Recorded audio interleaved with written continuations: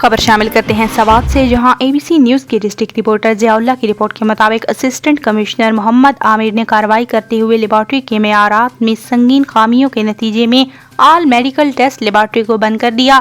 All test medical laboratory کی طرف سے جاری کردہ غلط ٹیسٹ رپورٹ کی وجہ سے کارروائی عمل میں لائی گئی۔ ہیلتھ کیئر کمیشن نے آل ٹیسٹ میڈیکل لیبارٹری کا معائنہ کیا۔ معائنے کے دوران لیبارٹری میں نااہل اور غیر کوالیفائڈ عملہ تعینات تھا، جس کے پاس کوئی سند نہیں تھی، جس کی وجہ سے غلط میڈیکل رپورٹ جاری کی گئی۔ اس پر کارروائی کرتے ہوئے ایڈیشنل اسسٹنٹ کمشنر محمد عامر خان اور HCC کے سینئر انسپکٹر نے آل میڈیکل ٹیسٹ لیبارٹری کو سیل کیا اور اس کے خلاف FIR درج کر لی گئی ہے۔